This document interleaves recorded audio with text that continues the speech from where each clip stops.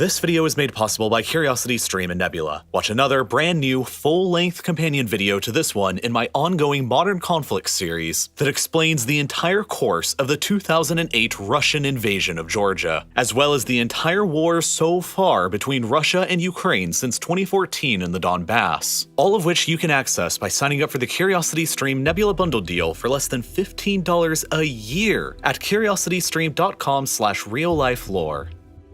Throughout the past few months, there has been almost constant news and coverage in the West about Russia's imminent plans to invade Ukraine. Started large-scale military drills this morning. And this is a very dangerous moment. Stoking fears of an invasion. More than 2,000 troops, according to American intelligence, sent within the 24 hours. American citizens should leave now. On the morning of February the 24th, these fears proved to be well-founded. Russia's president, Vladimir Putin, effectively declared war on Ukraine and authorized the Russian military to invade the country. Explosions were quickly reported afterwards across the country, and immediately prior to this declaration, the Russian army had amassed around 200,000 soldiers, along with their tanks, artillery, equipment, and field hospitals across their border, and many others inside of Belarus along their border with Ukraine. For comparison, this is nearly the same size as the entire Ukrainian military, and about the same number of troops sent by the United States when invading Iraq in 2003. This is certainly large enough to be an effective invasion force. Even further, the Russian government has recognized the independence of the two breakaway states inside of Ukraine, Donetsk and Luhansk, and ordered Russian troops inside of both. When factoring in the Russian military presence already stationed in Crimea, you can quickly begin seeing that the Russians have Ukraine almost entirely surrounded. And now that war has broken out, it has the potential to unleash the most serious conflict seen in Europe since the Second World War. And the biggest question on everybody's mind this entire time has been this: what exactly does Vladimir Putin and Russia want with Ukraine? And the answer is, of course, it's complicated. The origins of what Putin wants today are rooted in what happened more than 3 decades ago, back in the early 1990s, when the Soviet Union first collapsed. For centuries before this event, whether as part of the Soviet Union or the Russian Empire, the modern countries we know of today as Russia, Ukraine, Belarus, and others had all been a part of the same country, and their people had largely moved between all of them across generations. These places are all deeply and intimately connected by their shared history, and for decades, that history involved being widely recognized as one of the world's most dominant and formidable global superpowers. But all of that changed in late 1991, when, suddenly, the sweeping United Empire that had existed in some form or another for centuries collapsed, and left in its place 15 newly independent republics. Today, the largest of them, Russia, has only half of the population that the former United Soviet Union had, and she possesses an economy that's only moderately larger than Spain's, a country with only a third of the population that ceased being a great power back in the 18th century. At the same time, the massive amounts of territories that were once dominated from the central government in Moscow have been shrinking almost continuously ever since. During the Cold War, there were two rival competing military alliances on the European continent: the North Atlantic Treaty Organization, or NATO, in the West, and the Warsaw Pact in the East. Moscow didn't outright rule the countries of the Warsaw Pact, but they were effectively locked into Moscow's orbit as thralls or puppet states. From Moscow's perspective, these states provided a massive buffer against any potential military incursion from their primary Cold War rivals to the West in NATO. You see, from the Netherlands in the west to the Ural Mountains in the east, this whole part of Europe is dominated by a geographic feature called the North European Plain. Almost entirely flat, the plain is shaped like a funnel, with a very narrow width in northern Germany, but with a mouth that opens up increasingly wider as it approaches the Ural Mountains. As the open plain gets wider across the east, it becomes increasingly difficult to defend across its entire length. And as a result, from the perspective of any regime based in Moscow, regardless of the time period and regardless of the ideology, it is imperative to expand control westwards across as much of this open plain as possible in order to narrow the gap that they need to defend in the event of a conflict with the West. During the Cold War, the control of this plain by a regime in Moscow was at its greatest historical extent, and was exerted either outright or by proxy from the Urals all the way through East Germany, and the entire wider section of the funnel was firmly controlled by Moscow, with Austria and Finland remaining neutral and Yugoslavia a non-aligned communist state. The only fronts that Moscow at the time had to truly worry about against NATO were across the Sudeten Mountains, the Black Sea, and a narrow line across the North European plain in central Germany, all easily defensible positions. Any invasion of the Soviet world from the west across these geographic frontiers would have been incredibly difficult. But in the 30 years since 1991, the situation has changed dramatically against Moscow's favor. Today, the former Warsaw Pact territories of East Germany, Poland, Czechoslovakia, Hungary, Romania, and Bulgaria are all a part of NATO, while the former Soviet republics themselves of Lithuania, Latvia, and Estonia all are as well. This reality has pushed the NATO front lines significantly further to the east, across the wider section of the North European plain, and has separated Russian territory between the mainland and the Kaliningrad exclave here, across what's known as the Suwalki Gap. If you're sitting in the Kremlin in Moscow and you still believe that NATO is a hostile military alliance, or could become one in the future, then this situation understandably looks pretty grim. But it's not totally lost yet. In the years following the breakup of the Soviet Union, many of the newly independent republics established and joined their own military alliance called the Collective Security Treaty Organization, or CSTO, which in Europe consists of Russia, Belarus, and Armenia, but not Ukraine, which has remained a sort of neutral zone between NATO in the west and the CSTO in the east.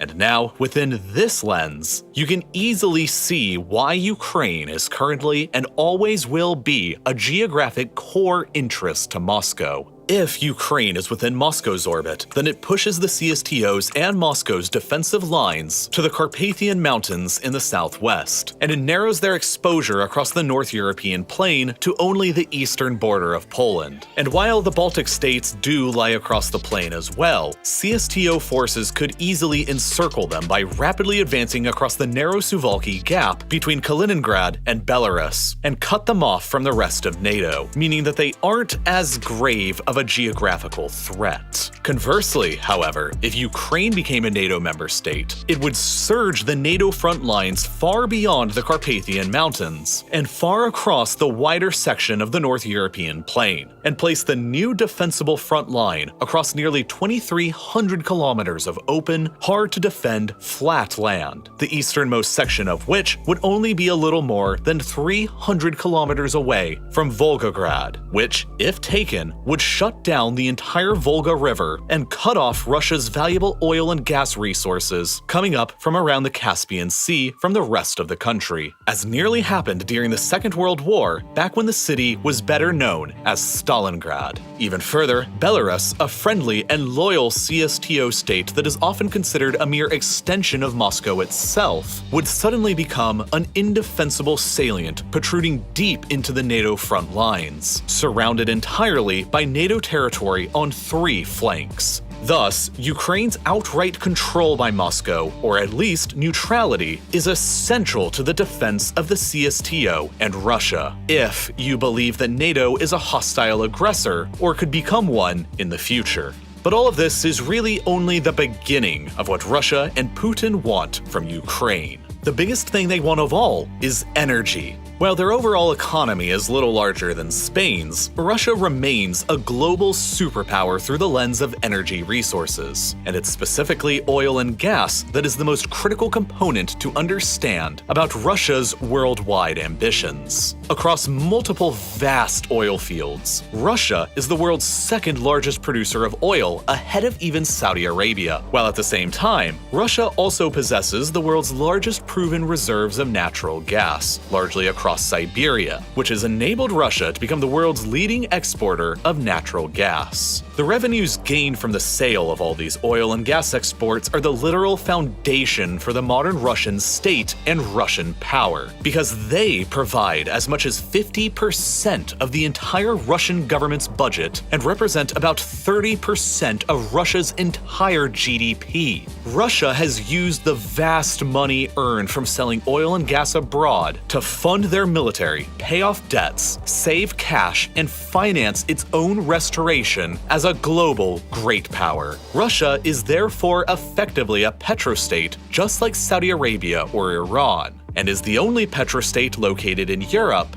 at least for now. For you see, despite these massive geological blessings, they also come with a number of geographical catches from Moscow's perspective. Most of their gas is sold off to the hungry customers in the European Union, so much so that 35% of the EU's entire gas supply comes from Russia alone, including Germany, the world's fourth largest economy, who imports nearly half of their natural gas from Russia. This flow of gas towards Germany and Europe across this complex system of pipelines provides critical revenues for the Russian government to function and provides critical heat for European cities during the winter. And so both sides heavily rely upon the other here. Any disruption in this trade relationship would be disastrous from Moscow's perspective, and Ukraine is the most likely place for such a disruption to happen in the future.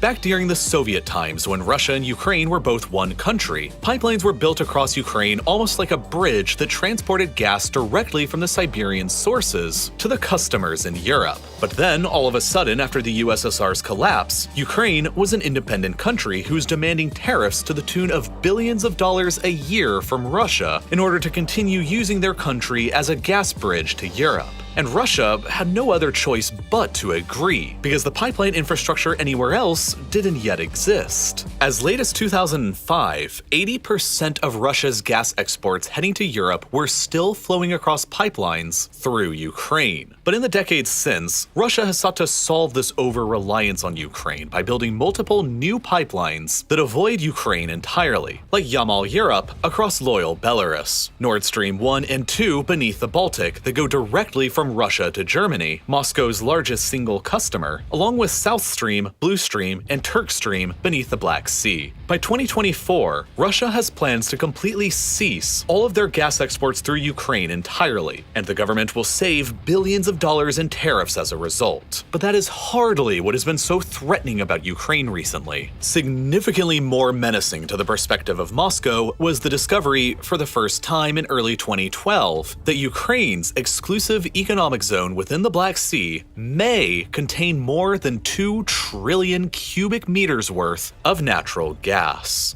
largely concentrated around the Crimean Peninsula. To make matters even more interesting, further technological advancements in the early 2010s that enabled the successful drilling of natural gas and oil from shale rock unlocked the potential shale gas hotspots for Ukraine around Donetsk and Kharkiv in the east and around the Carpathians in the west. Beginning in 2012, there was suddenly a very real possibility that almost out of nowhere, Ukraine had the world's 14th largest reserves of natural gas, just behind Australia and Iraq. But as a relatively poor country, Ukraine lacked the finances, the technology, or the equipment to successfully harvest any of these resources in any large quantities. But that all changed when, shortly afterwards, the Ukrainian government began granting exploration and drilling rights to the likes of Shell and Exxon. It was suddenly possible that within a few years, these Western companies would enable Ukraine to transform into Europe's second petrostate, which would have not only been a direct and serious competitor to Russia's own gas supply to the European Union, and thus at the same time a major threat to the Russian government's budget and GDP, but would have also provided the easy path of eventual Ukrainian admission into the European Union and NATO as well. And this is what's really, in my opinion, what this whole situation is truly about. In 2012, at the time when these discoveries were initially made, the man in charge of Ukraine was Viktor Yanukovych, a pro-Russian politician who was keeping Ukraine more politically aligned with the interests of Moscow. So long as he was president, these discoveries were not directly threatening to Russia. But when suddenly in February 2014, his government was toppled in a pro-EU and pro-Western revolution in Kiev, Moscow was very quick to take the opportunity to invade some of Ukraine, seize the Crimean Peninsula, and annex it in the name of historical claims and protecting ethnic Russians. But by seizing Crimea, the Russians also took direct control of 2/3 of Ukraine's coastline and, by extension, the vast majority of Ukraine's maritime exclusive economic zone.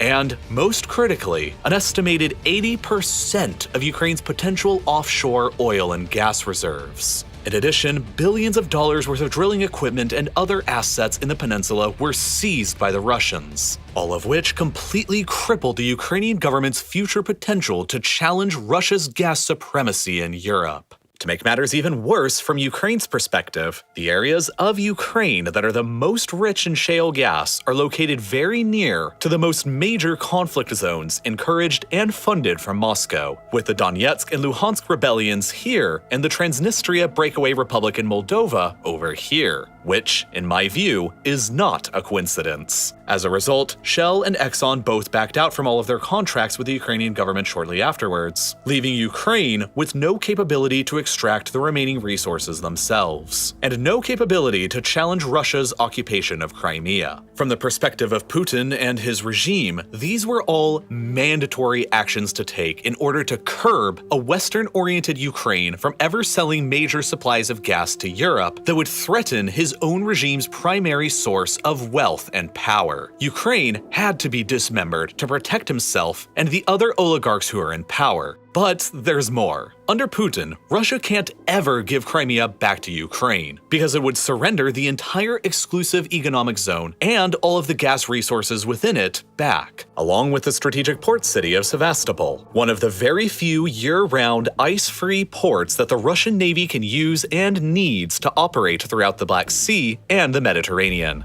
If Crimea was ever returned to Ukraine and Ukraine joined NATO, they would regain their ability to threaten the Russian government's primary source of revenue, and the Russian Navy's most geostrategically valuable port would be lost forever. But Ukraine has some pressure that it can and has been applying itself. Naturally speaking, the geography of Crimea is that it's almost an island, only loosely connected to the rest of Europe and covered by dry and arid steppes and some salty marshes with very little fresh water for people or agriculture. Prior to the Russian invasion and annexation, the vast majority of Crimea's freshwater supply, like 85% of it, came down into the peninsula from a canal built during the Soviet era that diverted water from the Dnieper River. But after the Russians took it over in 2014, the Ukrainians weren't exactly in the mood to continue sending down the water, and they filled up the canal within their remaining borders to the north with cement and blocked the flow of all this water down into the now Russian-occupied Crimea. As a result, Crimea has ever since been essentially dying a death from 1,000 cuts, as it steadily recedes back into the dry and arid steppe of history, while modern climate change is only making everything even worse, as 2020 was the driest year ever on record in Crimea since record-keeping began 150 years ago. As a result, the Russian government is struggling to maintain its hold. The capital city Simferopol's reservoir is today less than 7% full, and the city has been having to ration water supplies, even after the Russians built a nearly $4 billion bridge across the Kerch Strait here to connect the peninsula over to the Russian mainland. Shipping in water is difficult, and life for the more than 2 million people on the peninsula is getting harder after the annexation, not better. The Russian government is having to spend billions of dollars a year to financially prop up Crimea, and it's largely all because of this canal being shut down by the Ukrainians over on the other side. And Ukraine is obviously not in any kind of mood to open it back up again. As a result, the current crisis in Ukraine can also be seen through the lens of climate and water conflict, and it's one of the biggest reasons why Russia is doing what it's doing now.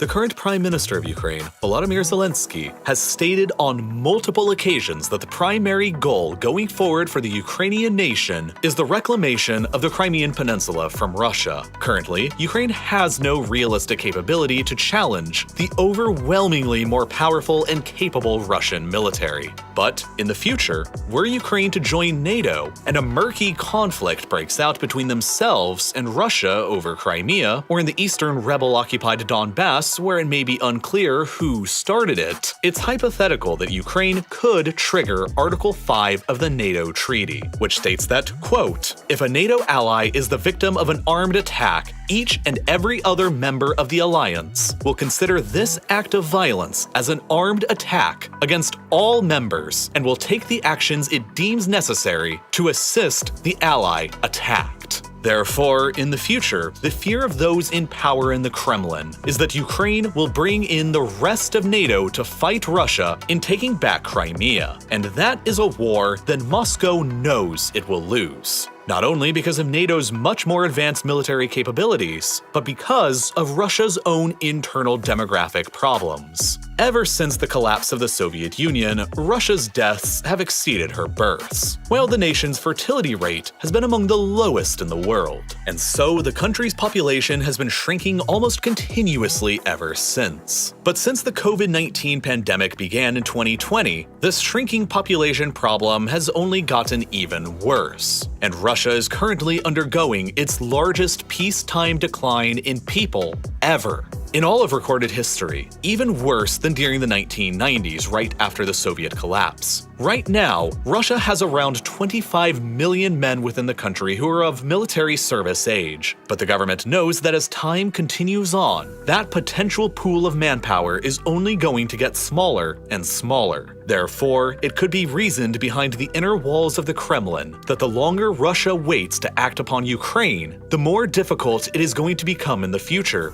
and so the earlier, the better. Now, by occupying Crimea and by maintaining conflicts in the Donbass region of eastern Ukraine, Russia has so far succeeded in keeping Ukraine out of NATO. And by building up troops along the border and hosting joint military exercises in Belarus, Moscow is further able to signal to Ukraine that they are in danger, which can panic investors in the Ukrainian government and damage the economy even further, and which forces Ukraine to spend even more money on their own military and defense, taking away vital cash that they could be using to further develop their own natural gas infrastructure. And of course, Russia has been fueling a war inside of Ukraine in the east now for years, ever since 2014, that has greatly depleted the Ukrainian government's time, manpower, and resources. After being taken over by pro-Russian separatists following Russia's invasion and annexation of Crimea, both Donetsk and Luhansk declared their independence from Ukraine 8 years ago, and after being supported financially and militarily from Russia, have continuously been fighting a war against the Ukrainian government ever since that has already claimed the lives of more than 14,000 people. For years, most of the territory of each has been controlled by the Ukrainian government. But just a few days ago, Russia, for the first time, officially recognized both as fully independent countries separate from Ukraine and deployed their troops into each.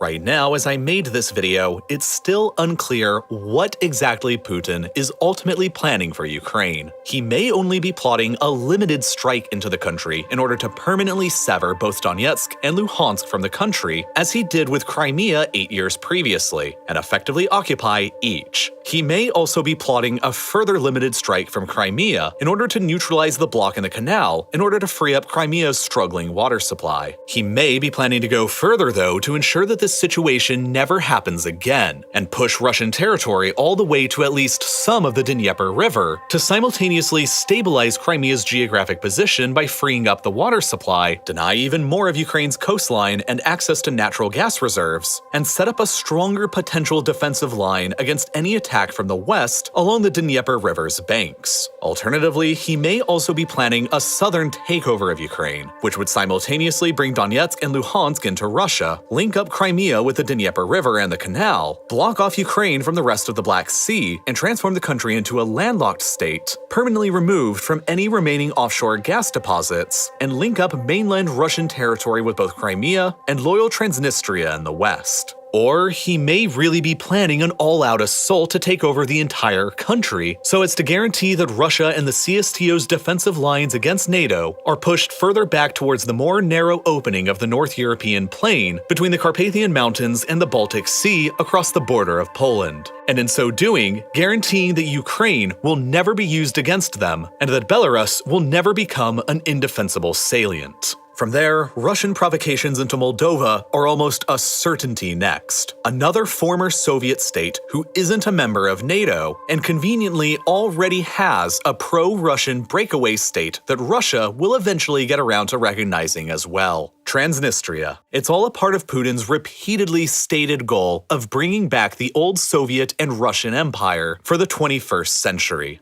Now that Putin has chosen to invade, it's not entirely clear what's happening as the facts on the ground are rapidly developing. But what is clear are Putin's demands. He has demanded that the West agree to 3 main terms. 1. That Ukraine never be allowed to join the NATO alliance. 2. That NATO and the United States withdraw all of their armed forces from Eastern Europe back to the pre-1997 boundaries of NATO, ending in Germany, effectively abandoning Poland, the Baltic states, and much of the rest of Eastern Europe. And that 3. NATO and America agree to freeze the NATO alliance as is and rule out any future expansion of new members. And that the alliance will not hold any military drills in Ukraine, Eastern Europe, or in the Caucasus without prior Russian consent. The West and NATO, of course, will never accept any of these terms, and Putin must know this. But through the lenses of geographic security, the economics of oil and gas, the changing climate, the shortage of water in Crimea, and Russia's own sensitive internal demographic crisis, it's clear to see what Russia's primary concerns are with Ukraine,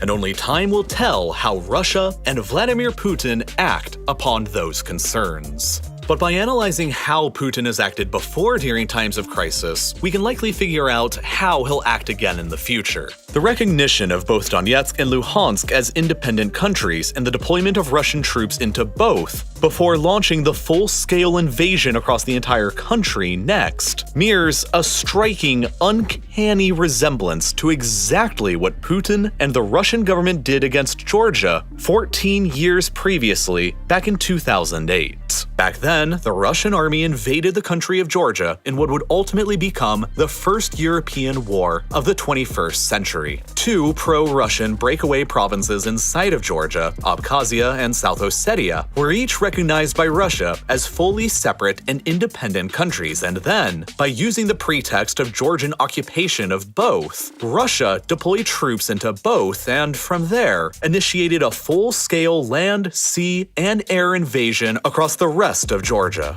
Across the 12 days of intense fighting that followed, the Russians occupied both Abkhazia and South Ossetia within Georgia, solidified their de facto independence, and effectively dismembered the country, displacing nearly 200,000 people and causing Georgia to sever all diplomatic relations with Russia. However, it was, in the end, a decisive victory for Russia and for Vladimir Putin, as it kept Georgia from joining NATO, and at a time when NATO and the West were more distracted by the quagmires of Iraq and Afghanistan, there was little international attention, let alone condemnation. It would only be less than 6 years later when Putin would deploy the exact same kinds of tactics that he used against Georgia, against Ukraine, in Crimea, and the Donbass. And now in 2022, it once again appears that history is repeating itself in Donetsk, Luhansk, and Ukraine. Without a doubt, the Russian invasion of Georgia is absolutely critical to understanding how Putin's modern military strategy of dismemberment works, and in understanding what he might ultimately plan to do with Ukraine. But unfortunately, if I made a video about it on YouTube, it's a guarantee that it would get demonetized and age restricted, and as a result, there's simply no way that you would ever see it. So instead, I created yet another full-length companion video to this one in my ongoing Modern Conflict series that's about the exact same length as this video was, that covers the entire course of the Russian invasion of Georgia from beginning to end, and uploaded it directly to Nebula, which, as you've probably heard by now, is home to tons of exclusive, ad-free content like my entire Modern Conflict series, with 10 other additional full-length episodes with more than 3 hours of additional content that you can go and watch right now, including this 26-minute long video that I made earlier about the entire history and course of the modern conflict between Ukraine and Russia, covering everything from the breakup of the Soviet Union to the invasion and annexation of Crimea and the ongoing war and battles in eastern Ukraine between Russian-backed separatists and the Ukrainian government. There are plenty of other episodes too that I've produced that cover the Battle of Aleppo in Syria, the wars of Saddam Hussein, the United States-Iran conflict, and much, much more. Of course, the reason why all of these videos are only available on Nebula is because they just wouldn't ever work on YouTube and would never be viewed here because of the way that this site works. On the other hand, Nebula is a different platform without an algorithm and without any ads. It's just a platform about great and unique content made by great and independent educational creators with plenty of other unique, exclusive bonus projects from other creators you probably already know, like the Battle of Britain and Logistics of D-Day series from Real Engineering, and plenty of hour-plus-long documentary specials from Wendover Productions, along with so many others. The best way to get access to Nebula and all of this incredible content is definitely through the amazing Curiosity Stream Nebula bundle deal. And with its current sales price, it's less than $15 a year to get full, complete access to everything on both sites. And Curiosity Stream has some phenomenal stuff that you're definitely going to enjoy as well, like Apocalypse Stalin, a 3-part documentary series that's nearly 3 hours long that covers the entire history of Joseph Stalin from early obscurity through World War II to ruling over one of the world's 2 global superpowers armed with nuclear weapons. If you want to see a documentary explaining how the Cold War began and who Joseph Stalin was, then this is the documentary for you to go and watch now. I really can't recommend it enough, and I genuinely don't know about a better deal that exists anywhere in streaming. You get 2 streaming sites, both with content you'll actually watch, and all for less than $15 a year at the current sales price. But what's more, signing up will actually help countless independent educational creators beyond just real-life lore. So please make sure to do so by clicking this button that's here on screen right now, which will take you directly to curiositystream.com/reallifelore to sign up, or by following the link that's down below in the description. It is the absolute best way to help support real-life lore. And, as always, thank you so much for watching.